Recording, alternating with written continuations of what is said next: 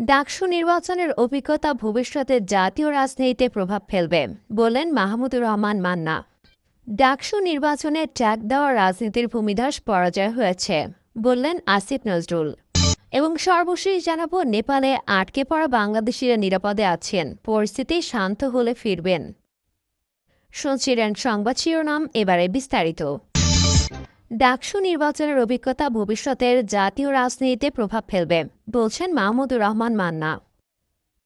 নাগরিক ঐক্য সভাপতি ও ডাকসুর সাবেক সহসভাপতি মাহমুদুর রহমান মান্না মনে করেন, ছাত্র আন্দোলন এবং ঢাকা বিশ্ববিদ্যালয় কেন্দ্রীয় ছাত্র সংসদ নির্বাচনের অভিজ্ঞতা ভবিষ্যতের জাতীয় রাজনীতিতে প্রভাব ফেলবে। তিনি বলেন, বর্তমান প্রজন্ম দুর্বৃত্তায়িত ও চাঁদাবাজ রাজনীতি প্রত্যাখ্যান করছে এবং গণতান্ত্রিক সংস্কারের মাধ্যমে পরিবর্তনের দাবি তুলছে। তিনি সতর্ক করে বলেন, রাজনীতি শুধু মিথ্যাচার, চাঁদাবাজি, ক্ষমতা দখলের লড়াই হলে তার টেকসই হবে না। রাজনৈতিক দলগুলোর এখনও ঘুরে দাঁড়ানোর সুযোগ আছে, কারণ জনগণ বিকল্প খুঁজছে। ডাকসু নির্বাচন প্রসঙ্গে তিনি বলেন, ৩০ থেকে ৪০ বছর আগে কোনো রাজনৈতিক দল খোলা মাঠে দাঁড়াতে পারত না, বিপজ্জনক পরিস্থিতি হতো। এখন সেই দলগুলো মাথা উঁচিয়ে সামনে আসছে এবং বড় দলগুলো নতুন প্রজন্মের বুদ্ধিবৃত্তিক চ্যালেঞ্জের মুখে পড়ছে। তিনি বলেন, ডাকসু নির্বাচনে স্বতন্ত্র প্রার্থীরা সাহস দেখিয়েছে, যা আগের প্রজন্ম পারত না। এখন আর বড় জনসভা নয়, বরং সাইবার প্রচারণা ও নতুন প্রজন্মের চিন্তাভাবনা রাজনীতি চালাচ্ছে। এই প্রজন্ম প্রথাগত সংস্কৃতি, বড় ভাইয়ের প্রোটোকল, দখলদারির রাজনীতি প্রত্যাখ্যান করেছে। তারা রাজনীতিকে আন্তরিকতা, সংগ্রাম ও অঙ্গীকারের মাধ্যম হিসেবে দেখছে, লুটপাট বা ক্ষমতা শর্টকাট হিসেবে নয়। মাহমুদুর রহমান মান্না বলেন, ছাত্ররা ভিন্ন উদাহরণ স্থাপন করেছে। ভবিষ্যতে সুষ্ঠু নির্বাচন সম্ভব হবে শুধু ঐক্য সংস্কারের মাধ্যমে। সংকট নিরসনে সুপ্রিম কোর্টের রায় গ্রহণযোগ্য সমাধান হতে পারে এবং তা সকলকে মানতে হবে। তিনি আরও বলেন, রাজনীতি হালকাভাবে নেওয়ার বিষয় নয়, এটি মানুষের জীবনের সঙ্গে জড়িত সংগ্রাম। সৎ, অংশগ্রহণমূলক ও সংস্কারমুখী রাজনীতি গড়ে তোলায় ভবিষ্যতের জন্য উন্নত রাজনৈতিক সংস্কৃতির ভিত্তি। জাতীয় রাজনীতিতে ডাকসু নির্বাচনের প্রভাব নিয়ে দ্বিমত এসেছে। বিপ্লবী ওয়ার্কার্স পার্টির সাধারণ সম্পাদক সাইফুল হক বলেন, ডাকসুর ফল যদি অন্যান্য বিশ্ববিদ্যালয়ে দেখা যায়, তা জাতীয় রাজনীতির ক্ষেত্রে অতিরিক্ত গুরুত্ব পাবে না। ৩২,০০০ ভোট জাতীয় নির্বাচনে ১২,৬০,০০,০০০ ভোটারের তুলনায় সমুদ্রে এক ফুটার মতো। জাতীয় সমাজতান্ত্রিক দলের সাধারণ সম্পাদক শহীদ উদ্দিন মাহমুদ স্বপন বলেন, স্বৈরশাসনের মধ্য দিয়ে দুর্বৃত্তায়িত শাসন ও লুণ্ঠনতন্ত্র প্রতিষ্ঠিত হয়েছে।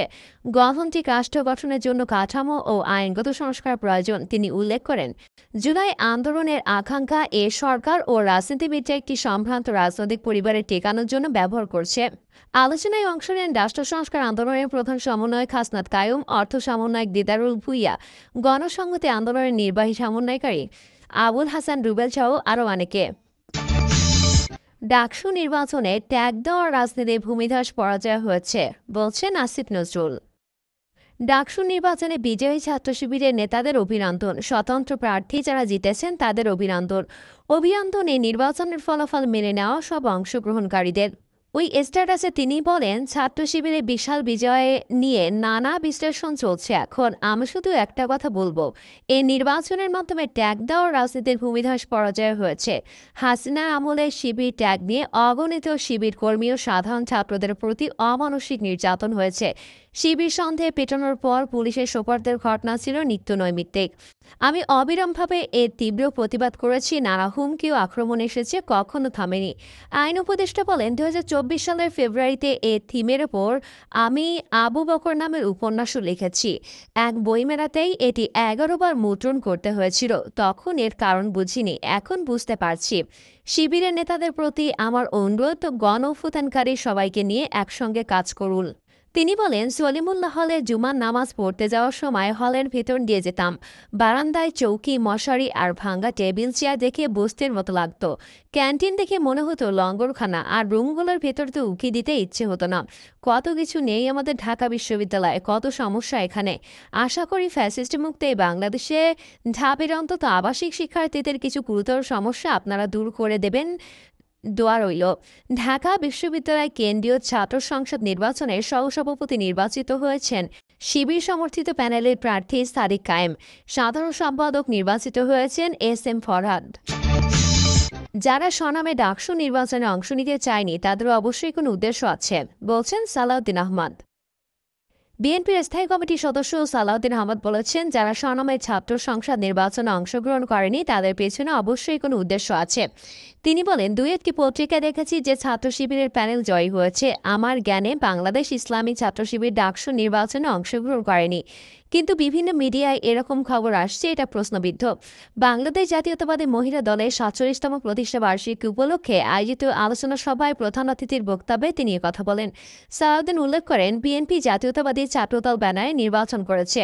অন্য দল ও স্বতন্ত্র শিক্ষার্থীরা বিভিন্ন নামের প্যানেল প্রদর্শন করেছে, আর যারা জয়ী হয়েছে তাদের প্যানেল ছিল ঐক্যবদ্ধ শিক্ষার্থী জোট। ডাকসু নির্বাচনে জয়ীদের অভিনন্দন জানিয়ে তিনি বলেন, এটাই গণতন্ত্রের রীতি, যদিও নির্বাচনে কিছু ত্রুটি ছিল। বিএনপি নেতার মতো ২৪শে ছাত্র গণঅভ্যুত্থানের পর থেকে বিএনপি নতুন রাজনৈতিক সংস্কৃতি প্রচারের সংগ্রাম চালিয়ে যাচ্ছে। তিনি বলেন, নতুন রাজনৈতিক সংস্কৃতি হল গণতান্ত্রিক, সহনশীল ও সহমর্মিতার উপর ভিত্তি করে রাজনীতি করা। ফ্যাসিবাদ, স্বৈরতান্ত্রিকতা এবং একদলীয় রাষ্ট্র ব্যবস্থা আমরা চাই না। ডাকসু নির্বাচনে জাতীয় রাজনীতির প্রভাব সম্পর্কে তিনি কথা তুলে ধরে বলেন, ডাকসুতে নির্বাচিত শিক্ষার্থী যদি বৃহৎ রাজনৈতিক দলের অংশ না হয়, তারা জাতীয় রাজনীতিতে আসতে পারে না। যারা বৃহৎ রাজনৈতিক সংগঠনের অন্তর্ভুক্ত ছিলেন তাদের কেউ কেউ জাতীয় সংসদে এসেছেন, বাকিরা এখনও সংগ্রাম করছেন।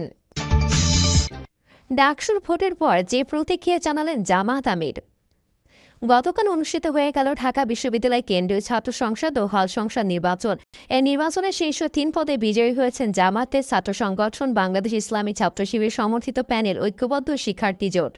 ভিপি পদে মোহাম্মদ আবু সাদিক, জিএস পদে এস.এম. ফরহাদ ও এজিএস পদে মহিউদ্দিন খান জয় পেয়েছেন। এছাড়া ১২টি সম্পাদকীয় পদের মধ্যে ৯টিতে ছাত্র শিবির সমর্থিত প্যানেলের প্রার্থীরা জয়লাভ করেছেন।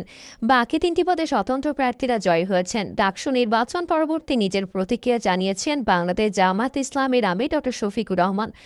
জামায়াত আমির বলেন, ৯ সেপ্টেম্বর দেশের সর্বোচ্চ বিদ্যাপীঠ ঢাকা বিশ্ববিদ্যালয় কেন্দ্রীয় ছাত্র সংসদ নির্বাচন অনুষ্ঠিত হয়।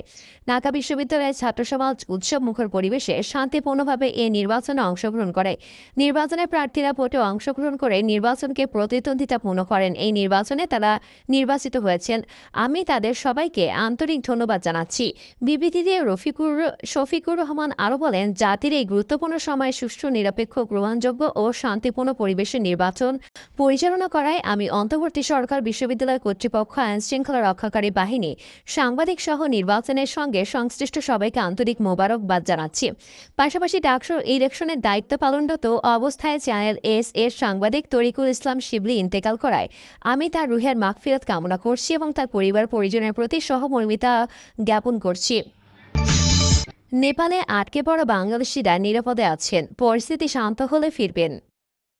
পররাষ্ট্র উপদেষ্টা মোহাম্মদ তৌহিদ হোসেন বলেছেন, নেপালে আটকে পড়া জাতীয় দলের ফুটবলার সহ সবাই নিরাপদে আছেন, পরিস্থিতি শান্ত হলেই তারা ফেরত আসতে পারবেন।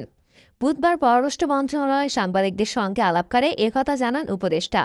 তৌহিদ হোসেন বলেন, ঢাকা কাঠমান্ডু রুটে ফ্লাইট চলাচল স্বাভাবিক হলেই তারা ফিরতে পারবেন। এমন নয় যে ভারতের ভেতর দিয়ে আনা যাবে, কারণ তাদের কারো তো ভারতের ভিসা নাই। কাজেই আমাদের